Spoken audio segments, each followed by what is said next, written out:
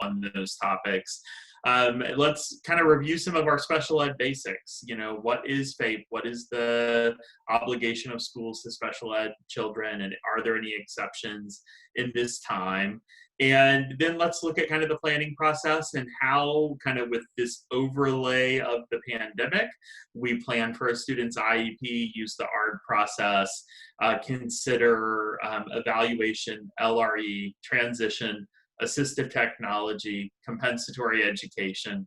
Let's review the options we always have to resolve disputes if we have disagreements about these things, and let me leave you with some final resources. So I have taken as many as possible of the questions that were sent in to Family Network and incorporated Q&As into my presentation. And I actually just want to start by thanking you all for the good questions. I think it added a lot to the presentation.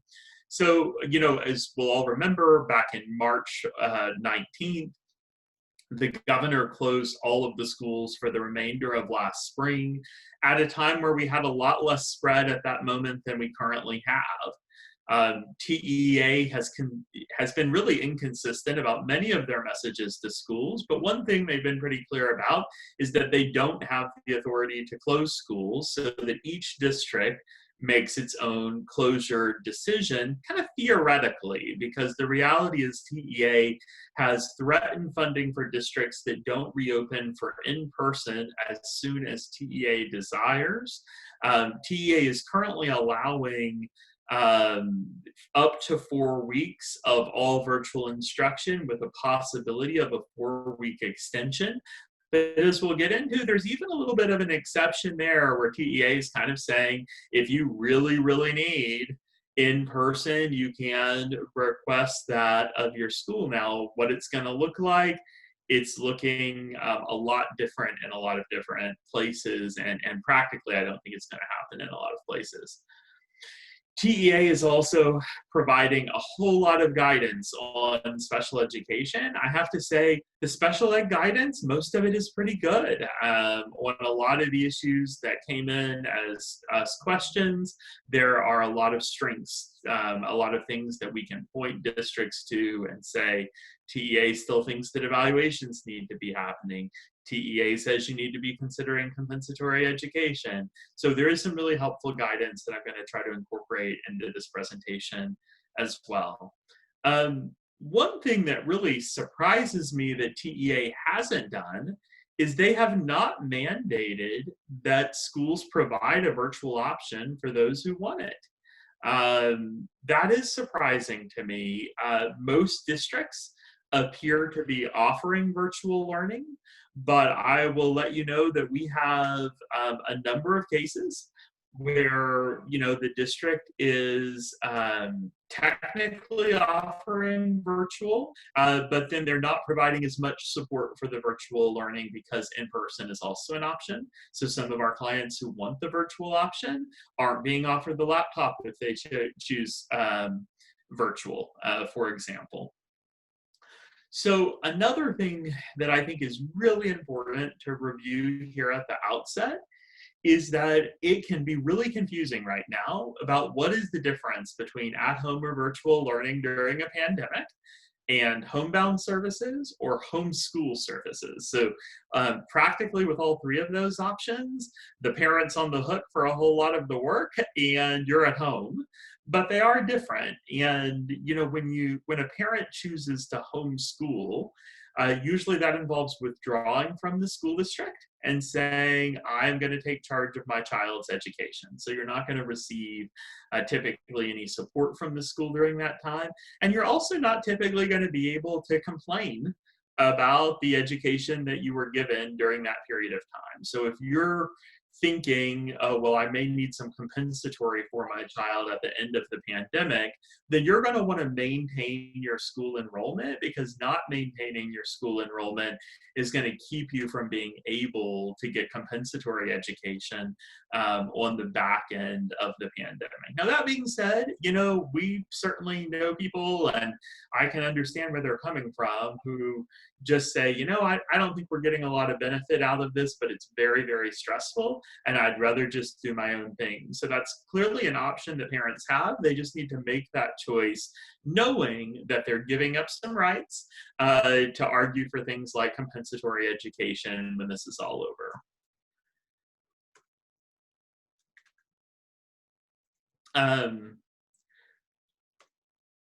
So there is a great resource in the Houston area, and this is probably, everyone needs to primarily look at your own district's website for their plan.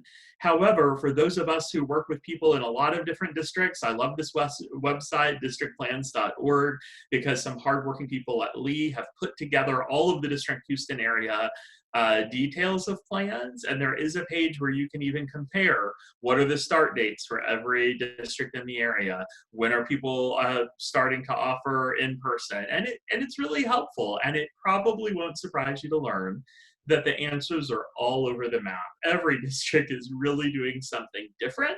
And so get to know your district's plan. It is important to go to district websites because these plans can change quickly, but the folks at Lee have been working really hard to update. They're staying up every night updating this website. So we appreciate their hard efforts, and it's a good resource. I have been asked a lot since this pandemic by the media and other people, what do children with disabilities need? And, it can sound like a cop-out, but I think the most important thing to remember is that everything about dictating the needs of a child with disabilities is individualized, and it has to be, because the children are individualized. Some of the students with disabilities are at higher risk of COVID-19. COVID-19 can be a lot more serious for some students with disabilities than others. Obviously, that's not the case, depending on what your disability is. Some students with disabilities can't comply with the mask, personal hygiene, and social distancing expectations that can make it somewhat more safe to go in to public spaces. Some students with disabilities are going to have even more trouble with online learning. And I say even more because the reality is very few people are doing great with online learning, right? But there are students with disabilities who are going to have even more trouble. Some will regress more than typical students during breaks in instruction. So, some of us already know that students, especially those who are used to receiving ESY instruction, we already have kind of art agreement that they're a student who regresses more during breaks in instruction, and so that has to be taken into account. And the other thing that I'll offer is, like other students with disabilities come from families with diverse opinions about school closure, COVID risk, online learning, how health and education concerns should be weighed, right? I would say that a majority of our clients are wanting virtual right now for their students, but certainly we're also hearing from some people who want something different. Districts are having to navigate that as well in their planning process. People want different things. So when we start looking in, to the law, the most important thing in special education is that students, what is the purpose? It's to give a student FAPE, a free appropriate public education that emphasizes special education and related services designed to meet the unique needs and prepare them for further education, employment, and independent living. There was a big push in Congress to make an exception to the FAPE requirement during the pandemic, to have a pandemic exception that says during this period of time, none of these requirements, none of these rights apply. Luckily, Congress ended up rejecting those attempts to make an exception to the FAPE requirement. So this is still the purpose of the law, even now. Now, when we interpret FAPE, when courts look at it, and I promise this presentation is not going to be overly legal, but I think it's a little helpful, to meet its substantive obligation under the IDEA. And what substantive means is not just procedures. So yes, we all know that you have to have ARD meetings once a year or more, that you get 5 days notice for the ARD meetings. Those are all procedures. Substantive is, but what does the student really get out of this law? Well, what the student really is supposed to get is an individualized education plan that a reasonable person would think would enable the child to make progress in light of the child's circumstances. So in light of the child's circumstances mean, hey, we know these are kids with disabilities. We're not expecting every child to be on grade level or learn just like a student who doesn't have a disability, but they ought to make progress, and they ought to make progress that's appropriate in light of their circumstances. There is no pandemic exception. Decisions should be made individually. When FAPE isn't provided, the relief is compensatory education. So, we'll talk about the options for resolving disagreements later. But, one thing to keep in mind is that the law provides this path to give compensatory education to students who don't get what they need for any number of reasons. So even if schools are open, you could have a really key educator who goes out on unexpected medical leave. There are all sorts of reasons why a child may not get what they need for some period of time.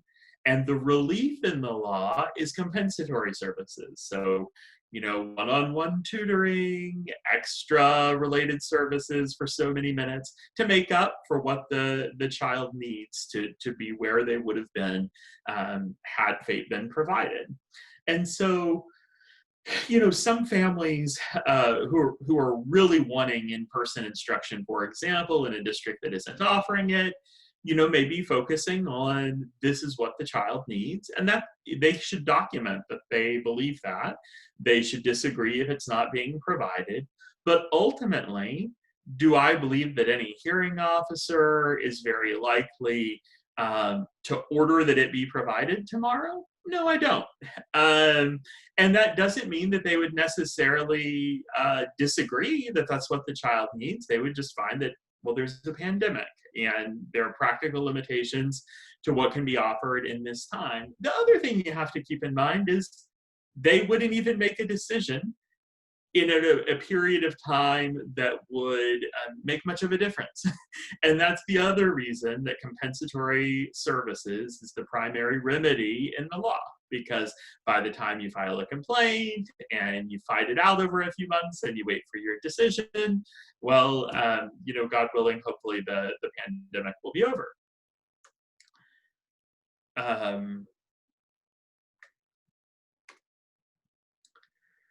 So I want to talk about evaluation a little bit. This is a real area of concern of mine right now. And so when we think about, this is the TEA guidance on evaluation during COVID. So I want to provide y'all this link. But then I just want to remind people that evaluations can happen in a few different ways. You have your initial evaluation for special ed eligibility, your initial FIE, and then you have your reevaluations that occur at least every 3 years. And then you have additional evaluations that can occur between those times to better guide programming. And then you also have independent evaluations, which the parent can request by a qualified evaluator of their choice whenever they disagree with an assessment that the district conducted. I am probably most concerned about initial evaluations. As many of y'all know, the Houston Chronicle broke a story that our office uncovered a few years ago that Texas had for 14 years capped the percentage of students who could receive special education services and supports. It was estimated that in the 14 years of the cap, 400,000 Texas students were denied all special ed services. We are starting to see our eligibility numbers go up. In most districts, eligibility numbers go up, but we're still well below the national average. And in some districts, including Houston ISD, where I am a parent, we are no better off than we were in the years of the cap. So what that means is we know there are still a lot of Texas students who need special ed services, haven't received their initial FIE, or are still being denied those services. Districts have responded differently to evaluation requests during the pandemic. I am concerned that numerous districts have made the decision that they're just not going to evaluate any children during online learning. The TEA guidance is clear that evaluations can't, are not expected to occur over the summer or during school closures, but online learning counts as a school day. So another thing that is different about an initial evaluation is that an initial evaluation has a timeline. So this slide discusses the initial evaluation timeline. In the first box, it reminds you that a school has 15 calendar days to provide a parent consent or prior written notice and that's when a parent initiates an evaluation in writing. Then the school has the 15 calendar days to either give the parent the consent to sign for the evaluation to start, or the prior written notice explaining why they're not going to do the evaluation. Then 45 school days occur as a deadline to complete the full the full evaluation, the FIE. 45 school days never count summers. So we know that because of the pandemic, summer is longer this year in many districts. School year reopenings were delayed a couple weeks in many districts to right after Labor Day. So that is going to delay evaluations, even in a district that's willing to assess. We are also hearing that some districts are just saying they're not going to do it. I think that's a problem, especially for initial evaluations, because we do have timelines. So once schools are operating, even if it is virtual only, I think it is fair to say that these days count. Now, that being said, we also have to be a little practical, right? It depends on the disability category and the expected services that a student needs, exactly what an evaluation encompasses. There are components of an evaluation that can always happen even when physical schools are closed. For example, for most students, an evaluation is going to include parents and teachers completing some rating scales. There's no reason that can't happen during school closure. Evaluations are going to include reviewing report cards or work samples or disciplinary records. All of that can still happen when schools are closed. Evaluations may also include a school psychologist administering a one-on-one in-person evaluation of the child. There may be some of that can be done remotely.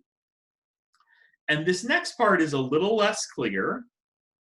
I also think that it is somewhat more fair to request an in-person one-on-one evaluation of a child than it is to compare that to attending school in a school building with 1,000 people. Right?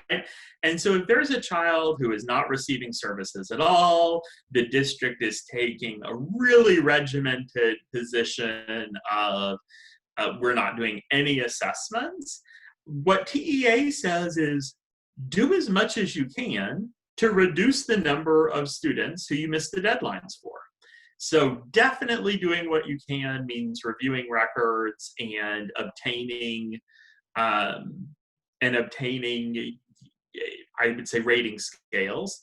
I also think it's worth asking, hey, can we do the meeting with the psychologist, wearing masks with social distancing, may depend on the disability category, the student's ability to comply with social distancing and masks, may depend a little bit on the age, but I would make a point of thinking about the individual characteristics of that child and what components of the evaluation can still be done, and ask that the components of the evaluation that can still be done move forward. And then, of course, we have 30 calendar days after the assessment is finished to hold an ARD to review the FIE.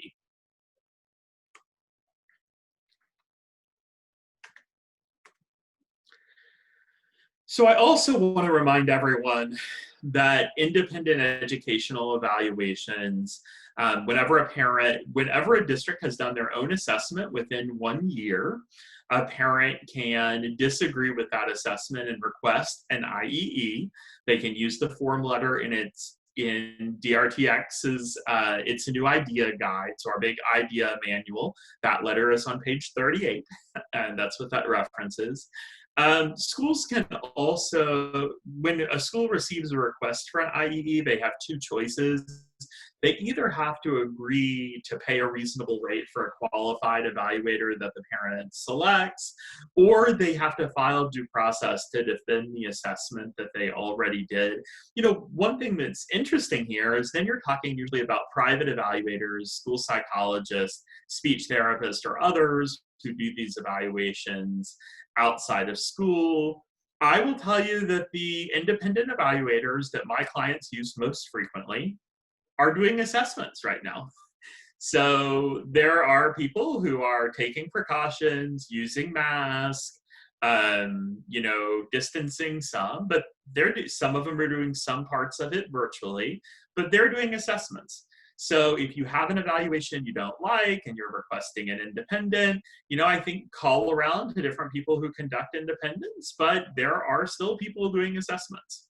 I also think that it's important to let schools know that. So if you do have a child, especially if it's an initial evaluation, meaning that they're not receiving any services yet, I think that's the most compelling.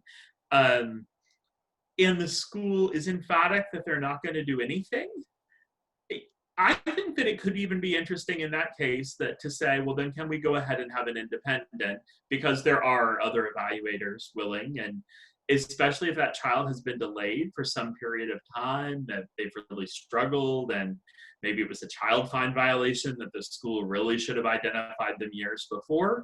Let's just say, hey, this kid's been struggling for a long time. This is overdue. Let's get someone on this.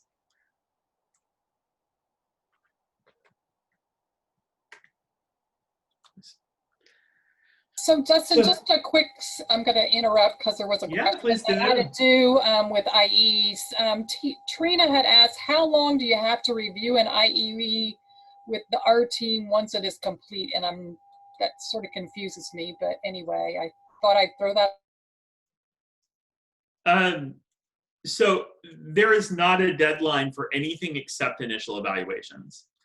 And so, you know, I think you're always looking at reasonableness on all questions related to evaluations except the initial. Now, the only other deadline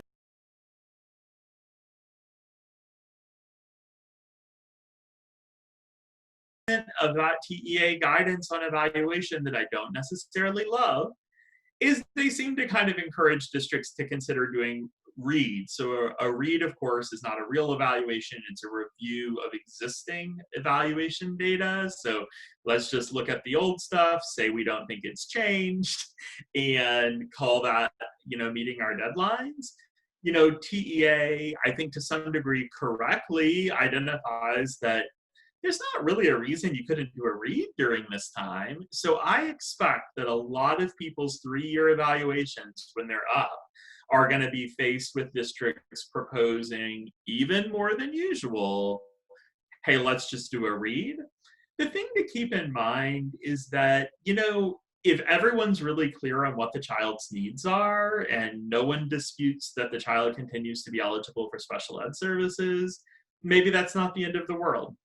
However, if you have a real area of concern and think that you need an evaluator to guide programming for that child in one or more areas, you don't necessarily have to demand a full FIE, but let the committee know about your area of concern and say, you know, I really do want formal assessment in speech or formal assessment in behavior. Now, a note about behavior. What is one type of assessment that would be very challenging to do in virtual school? And I would argue that a virtual FBA would be really, really tough. So a functional behavioral assessment. Now, that said, in schools that operate virtually all the time, which there are, you know, Connections Academy or different charters that are online, they do sometimes do FBAs all remote, where the evaluator logs into the Zoom session and, you know, maybe takes data on time on task or distractibility or engagement with other students. You could do that. But if your real goal is to guide behavior programming when the student returns to in-person instruction. So if it was a student who was having too many restraints or getting out of school suspended, how comparable, how much useful information are you going to gather in some kind of weird virtual online FBA that actually helps you when you get back into the classroom? I think in most cases, and every case is different, but in most cases, I would probably agree that the FBA be delayed until in-person instruction either resumes in the district or that family chooses to re-enroll or participate in in-person instruction instead of virtual. So for ARD meetings, I think that there's so much that's strange about the pandemic that a lot of times parents and even advocates can just forget all the things that are the same. So the biggest thing that is the same is, just like before the pandemic, if you have a concern about your special education students' education, you call an ARD meeting and discuss it. And that's basically the first step for whatever your concern is if your child's in special education. And so that was true before the pandemic. It's still true after the pandemic. The issues you may need to talk through are different, but the process is the same. You request an ARD meeting and you talk it out. So ARD meetings, just as a reminder, have to take place annually or as often as needed. You can also have agreed amendments when possible. I generally think agreed amendments are a good thing because I don't measure my success in how long my meetings are or how many meetings I have. So if there is a quick change that one of my clients wants to their IEP and I can talk to someone in the district and we can agree to it, well, that's wonderful to do that in an amendment and not have to have a needless meeting. Parents are supposed to get 5 days notice of when the meeting is proposed, and the school's supposed to work with the parent's schedule. And obviously in these times, virtual meetings are still possible as well, right? And I will overall say I was asked recently by a reporter whether virtual ARD meetings work, and my response was that I think virtual ARD meetings work better than virtual instruction.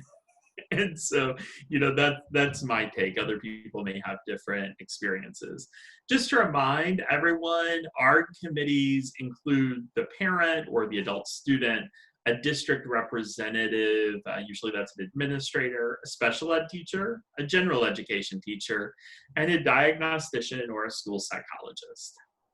They can also include additional people like an advocate or a related service provider if the child receives or is asking for speech, counseling, occupational therapy, physical therapy, etc. So we had a question. What if your annual meetings hasn't been held? Maybe it was due back in May or April and no one's initiated an ARD meeting. I would send in an email and I would start with, if you have a campus diagnostician or special ed coordinator, I'd start at the campus level and say, hey, reminder, we missed our ARD meeting last May, haven't heard of anything, we want a meeting, please schedule it as soon as possible. If you don't hear back from that person, just work the chain of command. So it's fine to include a campus principal, even though they're not special ed. It's also fine to go up, depending on your district, just go up to the special ed office. So, in HISD where I am, underneath the director, we do have senior managers for special education for each region. I think it's absolutely fair to reach out to a senior manager. In other districts, they may call them different things, but there's always a chain of command. So just work your way up the special education department until they schedule a meeting for you. It is also an issue you could file a complaint on, but I think it's a better complaint if you have documentation of your attempts to do it. Now, technically, even if you never requested it, you could file a complaint on their failure to hold a meeting last May. It doesn't really get you anything. The TEA would say, true, you missed the meeting. So I would focus on just trying to request it and focus on the issues that need to be discussed and a little less so the procedural compliance around the annual. So what is a contingency plan? So back in the spring, when the state had shut down schools statewide, TEA promoted the idea that in special education, districts should develop contingency plans. And TEA actually developed a form that districts could modify on their own or otherwise just use the TEA form. And the idea of a contingency plan, I actually think is pretty positive. So the idea is we know that if you are moving home for virtual instruction because everything has been shut, then there is simply no way that your school day is going to look the exact same, but that districts should be as much as possible delivering the services that are in the IEP. And what we didn't want to see is districts modify an IEP, strip all these services out, and then even after schools reopen, now you have a watered down IEP that doesn't have, many of the services that you need. So that being said, the idea of a contingency plan was developed to have a plan that just articulates what's going to be possible and what's going to happen during this period of school closure or virtual instruction, but that doesn't, it complements the IEP, but it doesn't replace it, meaning once the pandemic is over, once schools return to in-person instruction, then the contingency plan won't be needed, and then we'll just look at the IEP like we always would have. It's not intended to serve as or replace the IEP. Now, one of the questions is, does it count as an IEP amendment? One thing to keep in mind is an IEP amendment includes both sides' agreements. I really don't think of these as an amendment. However, I think that's a little gray, honestly. I think if the parent signs the contingency plan or agrees to it, arguably it's an amendment. And so I think that's just one thing that is a little gray. It may be used for, one of the helpful things is to the degree that the district says we're not providing X service during this period of time, it actually helps clarify and document what may be a good service for compensatory services. So one thing that's good about a contingency plan is it just makes really clear what's not happening, which when it's time to discuss compensatory services can be really helpful. And that actually is one of the points that TEA makes when they promote the contingency plans. So LEAs must coordinate with the students, parents, and guardians in completion of the document, so it shouldn't have just been sent out without any kind of buy-in, and it's supposed to be individualized for every student. We did see some attempts in the spring in some districts to just send out and say, our district's not doing any of this or any of that, and that's really not ideal. I also think that, in complaining about that topic, I do think most hearing officers and judges, especially for the spring, when all of a sudden everyone was at home, are probably going to be a little flexible for the spring. I think it will more planning time for the fall, the expectation on schools getting their acts together, making individualized plans. I think the standards should rise.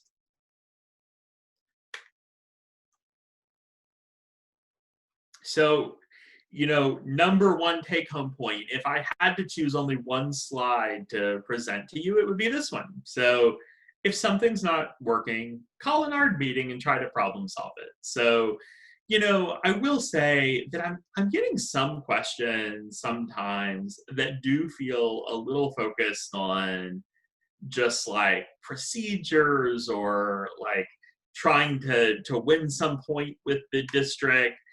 I don't think that any hearing officer or court wants to hear any of that right now. I think that people want to know that schools and parents are trying their best to be collaborative, solution-oriented, flexible. Nothing about that means that you are not doing what's best for your child, right? If your child needs something, you need to politely and respectfully request it, disagree if it's not provided, document what's not provided, and ask for compensatory education later. You know, when we talked about the district plans earlier, I think one thing we know about all of these district plans is that they're going to change. We're in the middle of a pandemic. None of us know if there's going to be another spike next week, next month, later this afternoon, when schools reopen, how that's going to go, how many educators, how many students will test positive, become ill. None of us know. And so it is very likely that things are going to need to change, and that even families who are currently planning to return for in-person instruction next week will likely have periods of the year where it turns virtual. So I think that's what we have to plan for, and what schools have to plan for. And so a lot of the issues we're working through right now with families in our office are how to problem solve virtual instruction. So, you know, if you want your child to stay at home, or otherwise they're going to be at home, but it's not working, what can we do to make it work as well as it possibly can? So we have had, you know, children who live with grandparents who aren't tech savvy and just can't navigate the system. So even in districts that have provided the computers and the internet hotspots, families who are struggling with the technology, we have advocated for in-home parent coaching, like we would often get on behavior management. Not only on behavior management, but we have advocated for that successfully to support a parent who's willing to support virtual instruction, but just needs help to know how to do it. We have also been advocating to provide more or different direct instruction or related services. My own son with ADHD is well aware if the person on the other end of the screen has been recorded and can't see what he is doing, and he is not inclined to pay any attention or engage with anything that happens in pre-recorded videos. So that being said, if that was your situation and you're only being offered asynchronous activities, then advocate for more direct instruction, even if it's virtual. You know, we have other families who maybe the school is really focused on providing a lot of synchronous instruction, so that live instruction with the teacher. But a downside of synchronous instruction is you have to be on the device at a specific time. Depending on how many kids are in the houses, whether they are sharing technology, what the family's work schedule is, that can be difficult to navigate. So we have, in our meetings, advocated to alter schedules for synchronous instruction, or in some cases, advocate for asynchronous instruction because the pre-recorded videos work better for that student and family's needs. We've also had students who need manipulatives, you know, just videos alone without having things they can do with their hands aren't working, and we've advocated for districts to supply packs of manipulatives that go with the lessons. And then, of course, assistive technology. Now, one of the things that's really interesting about technology is that traditionally, and I have a slide on this, we talk about assistive technology in an art meeting, and in special education, you always get it if it's needed for FAPE. However, in this time, most districts, to varying degrees, are trying to provide additional technology to families who don't have it to support in-person learning, and some are doing a better job than others. So if a student's in special ed, they have two paths to get that computer and hotspot that they may need during this time. They should certainly be eligible to go and receive whatever the district is making available to other families who don't have technology. But they can also call an ARD meeting to discuss their needs and request it in an ARD process. You know, no matter what isn't working in the time of at-home learning or during the pandemic, The number one thing that's helpful is for parents to kind of document that it's not working, request that ARD meeting to try to talk about it, and kind of put the district on notice that, hey, we may need comp ed because we're struggling.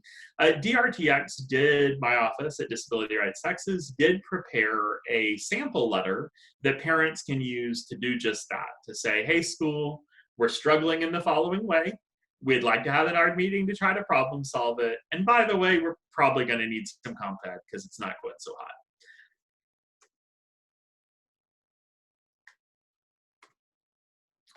So another thing you always do in an ARD meeting is you talk about placement. And so on the left of this slide, we have the continuum of placements, and we know we place every child in the least restrictive environment, which means to the maximum extent appropriate with supportive supports and services. Kids are in the regular classroom.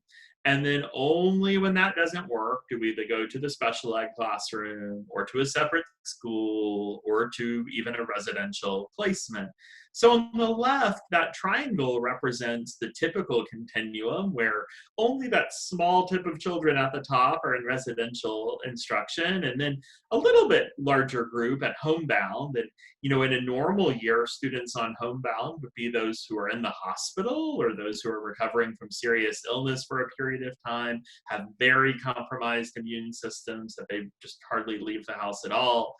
Little bit larger group who are in separate schools, a larger group yet that are in some combination of special education classrooms and regular schools, and then of course the majority of students in special education who spend most of their day in regular classrooms. So in a pandemic year, one thing I keep thinking is, what is our continuum of services? What would the shape be? You know, I think we know that that home instruction is going to be huge. Is it larger than regular classrooms? Is it somewhat smaller? I don't think any of us know. But what I do know is that it's still an individualized determination that can be made in an ARD committee. Just like I was talking about with tech, if virtual options are being made widely available in a district, they should also be available to students with disabilities. And so if similarly, if in-person options are being made available in a district to non-disabled students, they should also be made available to students with disabilities. But we know that there will be a higher percentage of students with disabilities who have conditions that don't allow them to return to school in this time, or whose families are not comfortable with them returning to school in this time. So the continuum of placements and where kids are will be different. Assistive technology as required for free appropriate public education. So the thing about assistive technology usually is that when we say that you get whatever technology you need to get FAPE, what we're really saying is, are you making progress without it? You know? And so in districts that in the spring did not widely make computers available to most students, packets were the alternative. Well, for many students, packets are not going to work very well. So if you were making your argument for a laptop and hotspot to be made available to you in an ARD meeting, what you would talk about is how the student was not making progress without it. And that would be the basis for the request that would allow for more direct instruction, more related services to be provided remotely or virtually, and is appropriate to discuss in an ARD meeting. So we're getting into some of the questions that came in from you and others who plan to attend either today's session now or later today. The first of those is, my child has still not received a laptop and he or she is in HISD. What should I do?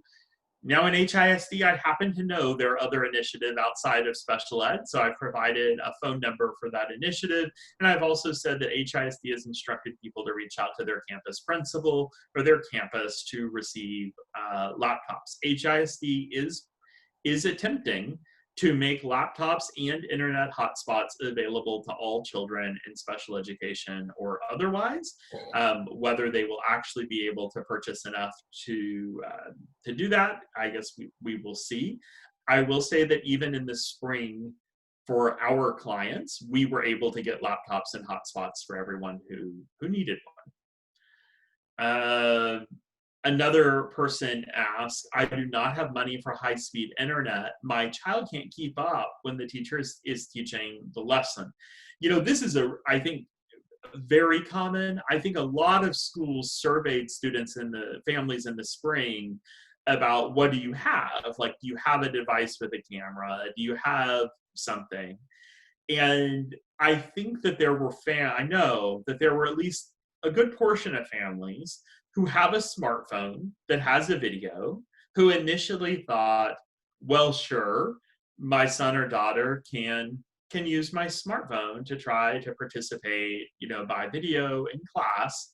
And then they realized that, well, either they need that phone during the same time, or that the reception didn't really work, or that they didn't have enough data in their plan for them to do that routinely or daily. And so I do think that internet connectivity, I think more districts distributed laptops than hotspots. There's several ways to approach this.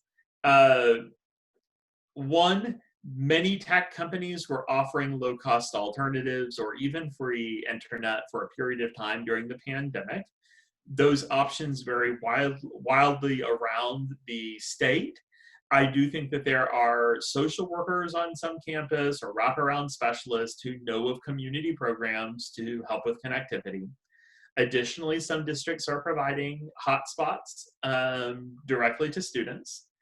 Some districts are asking you, I know Spring ISD was asking people, they opened up their internet in their campus buildings and told people to sit in the parking lot of their schools and do work for a portion of the day. It's not ideal, but that is what some districts are making available. I think if none of the things that are being broadly offered in the district where you are working, and the social worker isn't able to make a referral to something that helps, then I would call an ARD meeting. I would discuss the challenge, why it's not working, and I would request the internet connectivity in the ARD process. Another question about assistive technology, a parent, or maybe somewhat related. It says, as a parent, I have a disability and do not know how to support my son with online learning. We have been provided with a laptop and internet connection by the school, and I'm just not very good with that. We had an ARD meeting, and they didn't want to add anything in the PLAF statement about how his disability in our situation impact his ability to learn online. And so, you know, a couple things here. So it seems like the parent is wanting the statement about where the student, you know, a PLAF is a present level of academic achievement and functional performance. And so it's a way that you might document that the child isn't making progress and they need compensatory education.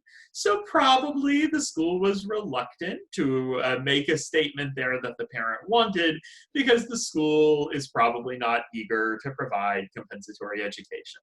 So first of all, just remember that a parent can always write a supplemental statement to be attached to the ARD. So as a parent, if there's something you want to say and they won't put it in their deliberations, write it down yourself and ask that it be attached to the IEP. Or you can send it similarly, now that we're doing more of this remotely, send it in an email and ask that it be attached, you know, as a supplemental statement. You can tell them in the virtual ARD that you are doing that. Well, I'm going to submit a statement by email that I asked to be attached, and it'll be attached as a parent statement.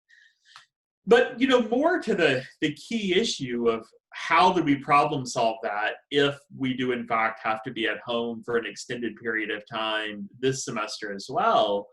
Well, let's try to problem solve getting that parent some support to better use the online learning and navigate it. So if you're having problems, whether it be, you know, just using the technology, seeing where the lessons are, navigating your child's behaviors, I think it is very fair to ask for in-home parent training on those topics to support virtual learning. Now, I know that there will be districts who say, we're not providing any in-person right now. I understand that and to some degree respect it. I also think that it deserves individual consideration, and asking someone to come in person into one home is very different than asking them to work in a crowded school building with 1,000 kids. So I think it's fair to make the request, and see what you get. So we also got some questions about transition and graduation. So, if I were to just say a word about transition, generally students over the age of 14 are entitled to have a transition plan that is supposed to be kind of results-oriented services to help them reach their goals for a life after high school, their social goals, their career goals, their independent living goals, all of that. Very practically, a lot of students, they just kind of take some data down about like what the student plans to do. And only about 20% of students end up staying in school past the age of 18 to take advantage of those additional 4 years that a special education student can be entitled to receive FAPE. So one of the questions we got on this is, my child in 12th grade last year and graduated without entering the transition program that the district offers. Can we enter the program now? So unfortunately, I don't know enough to give you a definitive yes or no. Students are entitled to FAPE until the age of 22 or until they obtain a regular diploma. And so what a regular diploma means is that typically to get a diploma, you have to pass your standardized assessments and kind of be learning what everyone else is learning. You're learning the TEKS. If a student has a modified curriculum and is not passing their STAR test, but is graduated, like many of our students in special education do, because they're making progress on their IEP goals, or they have completed some transition objectives, or it is determined somehow that they are employable, that student is still eligible to re-enroll. And so that's true whether there was a pandemic or not. If you thought you were ready to go and get a job, and then it ends up not being the case, and you're sitting at home and you want some more transition help, you can always go re-enroll in school. But if a student did pass their STAR test, graduate with, learning the regular TEKS, they didn't have a modified curriculum, then that student is no longer eligible for FAPE anymore. Similarly, if you pass the GED. Now, the percentage of kids that graduate in that manner and aren't eligible to go back is really, really low. So I'm inclined to say you can probably go back, is my answer on that. I will say, in this case, it looks like the child last year was in 12th grade, so they were probably only 18. However, we have experienced at our office some parents who have come in who had stayed the extra 4 years. So they were in their last year of eligibility for special education. A student can still receive compensatory services if they were denied FAPE in the last school year. But the thing, and we're going to get to this on the compensatory services slide, to keep in mind is that compensatory services is not just to make up for what you didn't receive.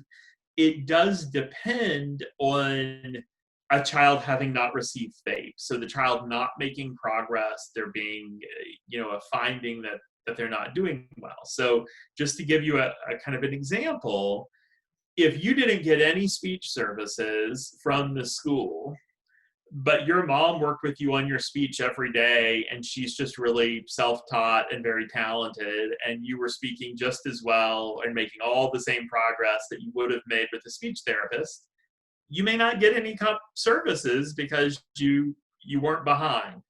I will let y'all know I think that that's going to, if you have to file a complaint, it's going to be important for us to show not only what you didn't get, but that the child is now behind, that the child isn't where they would have been, that there is a deficit too. If you can do that, then even a child who turned 22 last school year could request and receive compensatory services this school year.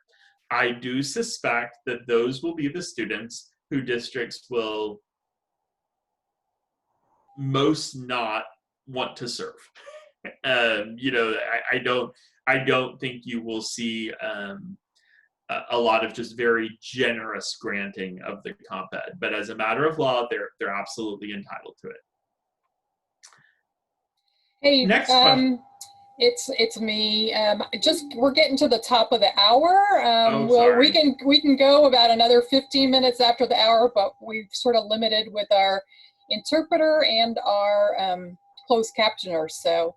Okay, well, I will move ahead. So it says, my child is transition age and was to go to another program this year with job training that hasn't started. What should I request? I saw another agency providing pre-employment skills online. Can I request the district contract with them if they can provide a service now?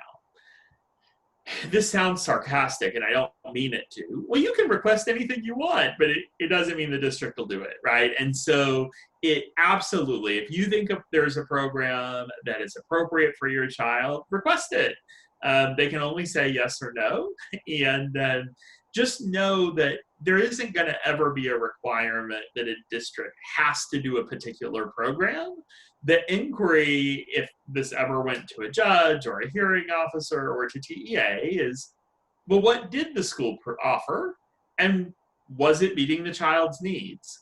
And the reality is, if what the district is offering meets the child's needs, then they'll never have to do something else.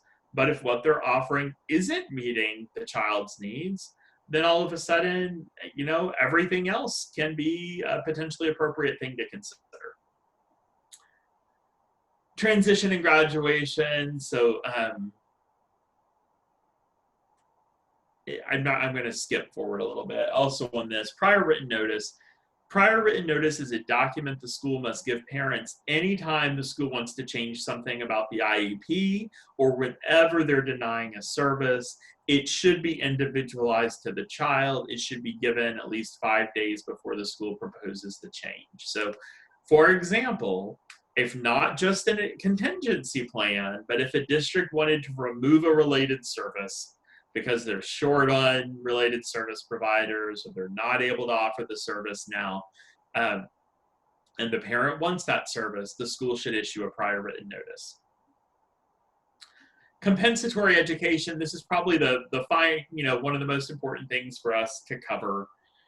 First of all, what is it? Compensatory education is an award of educational services that are offered to compensate for previously inadequate program that denies FAPE during the past year.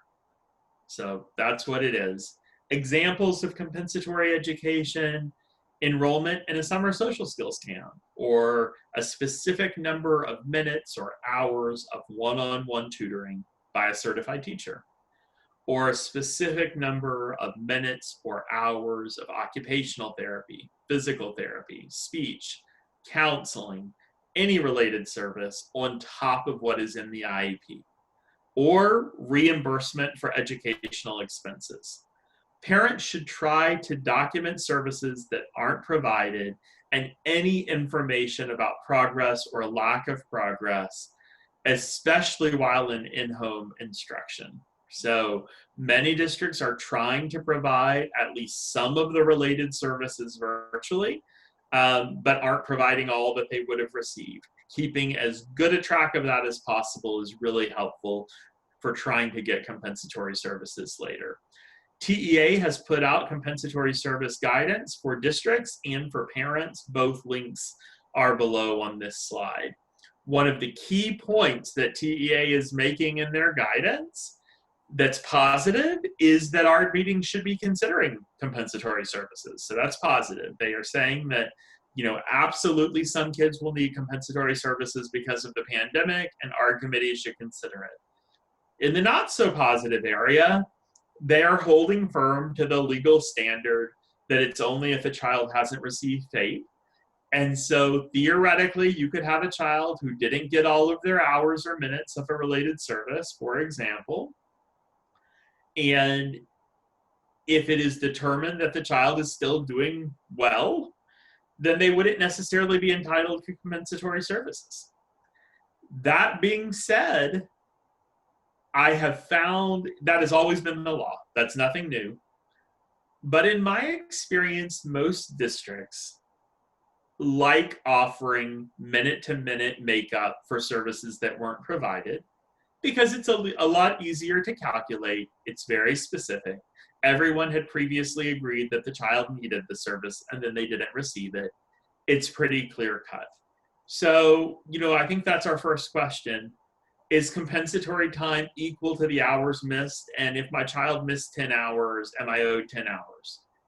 So my answer is no, that's not what the law says.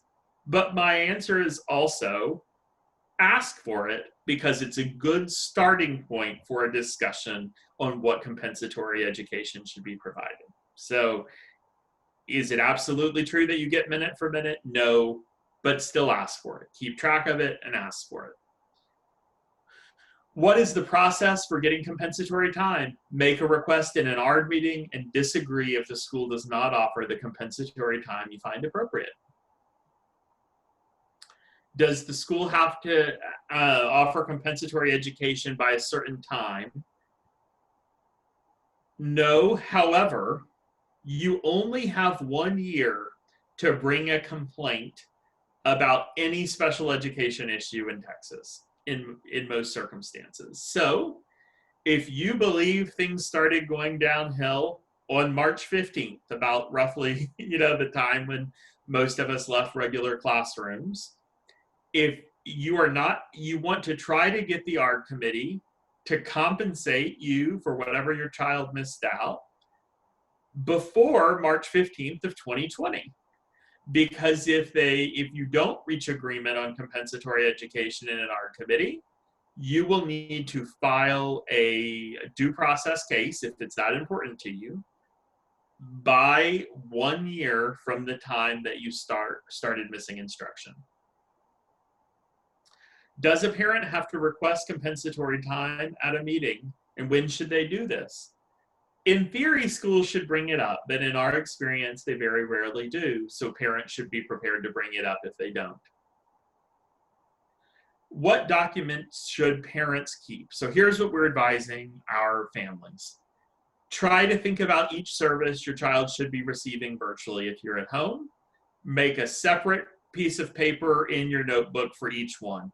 Label the first one speech, the second one OT, the third one dyslexia instruction. Some families may only have one sheet. Other families may have many. Just log date and how much instruction there was. And then if there's any note on, did my child seem engaged or to benefit from it, feel free to write a note next to that date. But if there's really not much to say about it, that's fine too. That's a good starting place of what your documentation could look like. I think it's also fair to keep track of any work samples, anything that seems to show, whether the child is making progress, stagnating, or regressing. So here's a question that somebody asked, and I did want to address it before people leave the meeting. Now with virtual learning, do parents have to keep documentation of progress, or are schools going to expect that, or what's TEA's guidance on that? So TEA's guidance for this school year is that schools are required to document progress, keep grades. So it's the school's responsibility. How is that going to be done? Practically, might a parent need to be engaged? Maybe. And if the parent is wanting compensatory education, the better records a parent keeps, the better position that parent is to advocate for compensatory education. I would say if a parent is generally satisfied with what's being offered or doesn't want compensatory education because practically they don't think their child can tolerate any more of these services than they get during a regular year, then I think they could just leave it up to the school to track progress the way the school wants and not worry about keeping their own notebook. But if a parent has concerns about progress, then I would advise them to keep good documentation to advocate for compensatory. So here's, I think, a really important question too. This parent basically says, hey, the school said we're going to offer some compensatory, but we didn't get to the specifics. I'm going to withdraw the student, but want to make sure I can still get the compensatory when my daughter goes back to finish, kind of like when the pandemic's over.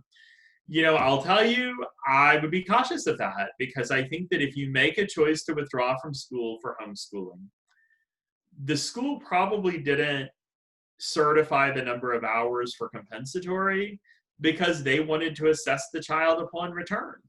If you take a break in your enrollment from the school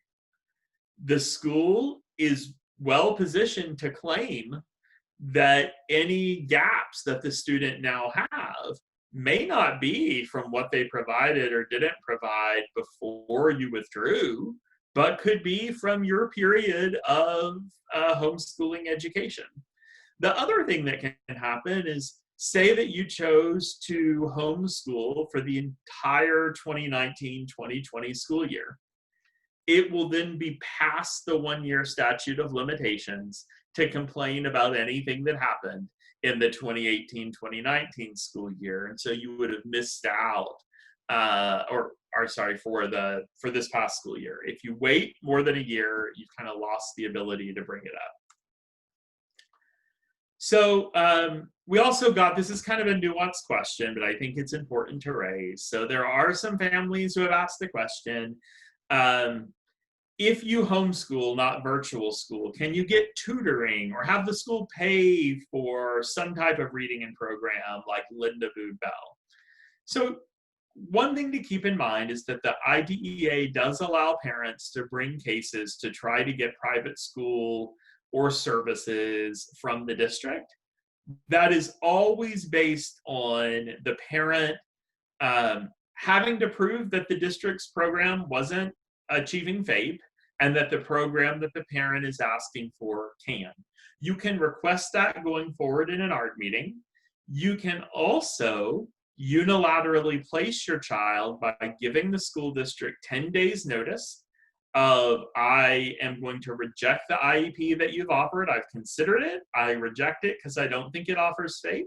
I'm going to take control of FAPE myself and then seek reimbursement from you. You're supposed to give them 10 days notice before doing that.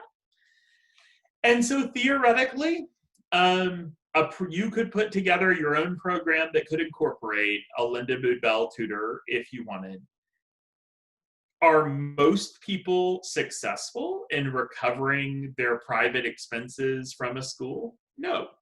Those are challenging cases. They're time consuming.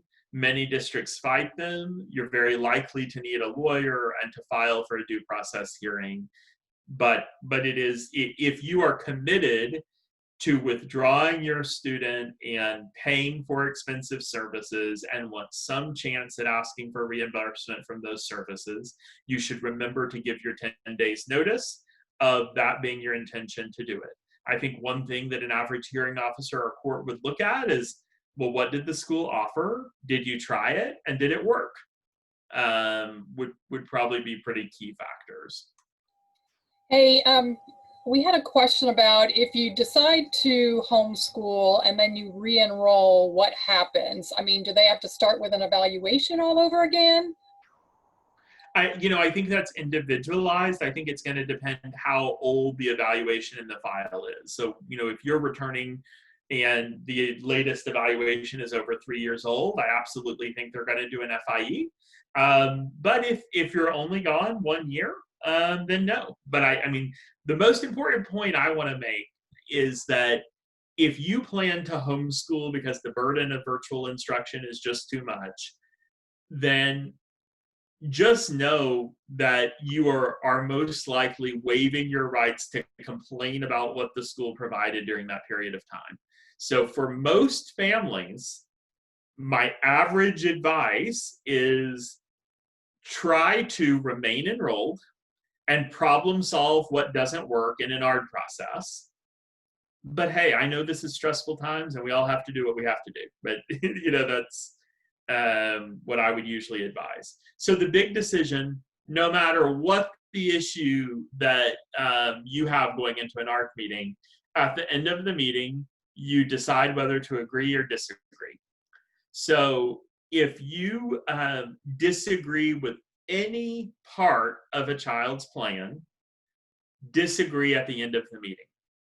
Parents call our office all the time, so mad about what the school is doing or not doing that they want to sue.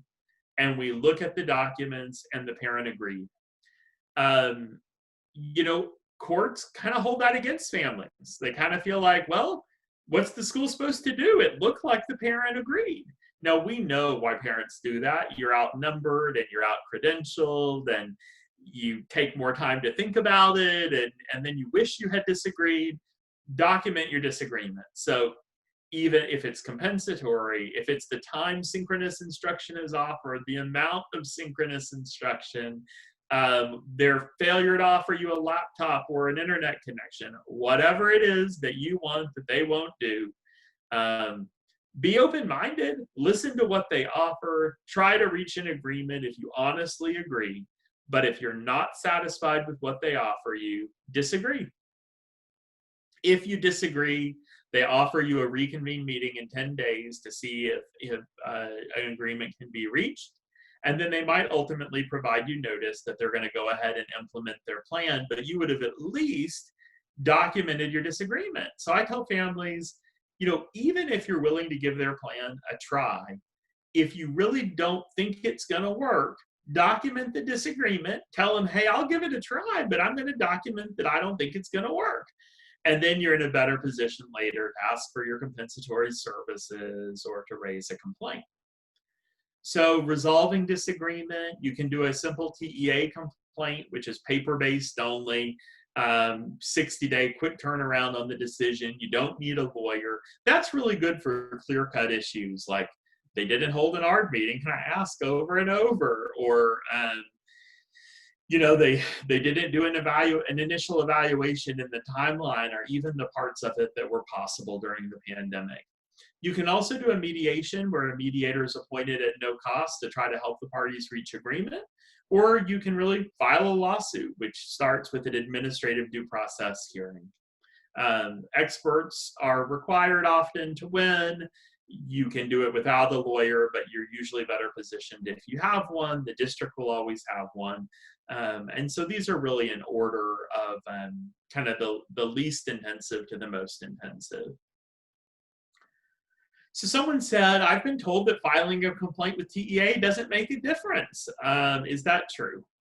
I'll say, TEA's complaint process is pretty good at making determinations for clear violations that can be documented with a record review. They're not as good at making determinations that require expert testimony. So, is a child making progress? People often have different opinions about that and different experts. So I think it just depends how clear-cut the issue is. But it doesn't take a lot of effort to file a TEA complaint. We win many of them, and overall, I think it's worth trying.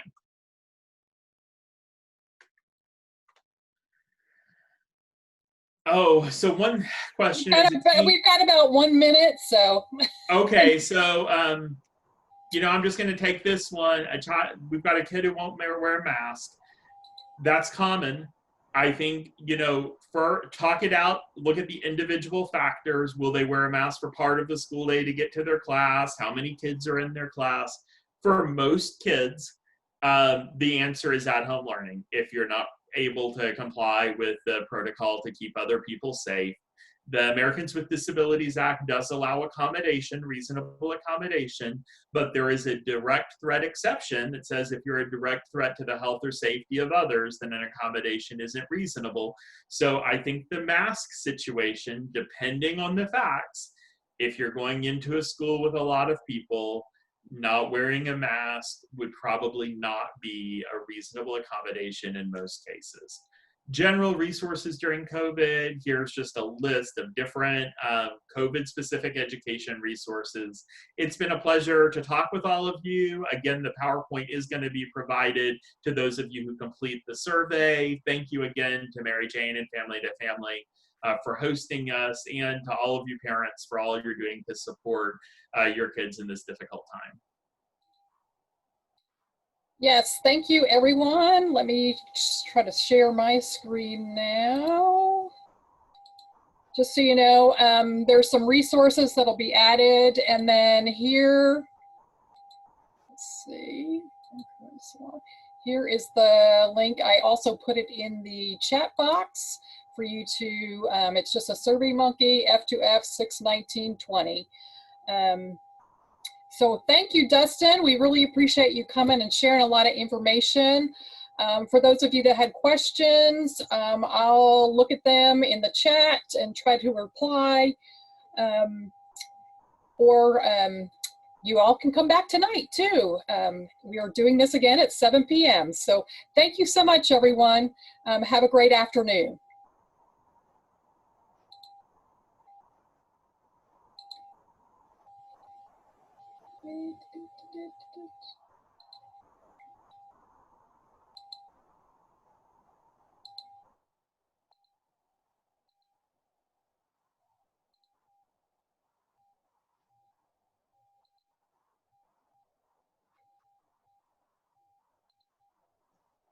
Myrna, you were great. Thank you. I can't hear you.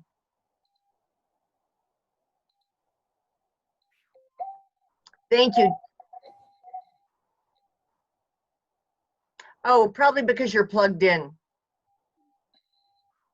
Oh. Mary Jane, will we be emailing the link to people? No, they'll fill out the survey. Right, but I meant, will we be emailing the survey link to people? I can email the survey link to people, yes. Okay, because one of the ladies said she emailed, she can't see the survey link. Okay. So we'll be emailing it to them? Yes, we can do that. Yeah, so I apologize, ma'am. I don't know how to pronounce your name. Nikte Gonzalez. I see you wrote you can't see the survey link. We will go ahead and email that to you. Catherine, you are very welcome. Tamela Newmiller, we apologize, the survey link isn't showing for you either. We will go ahead and email it to you. So thank you for filling that out. Surveys are important. Thank you, Tamela.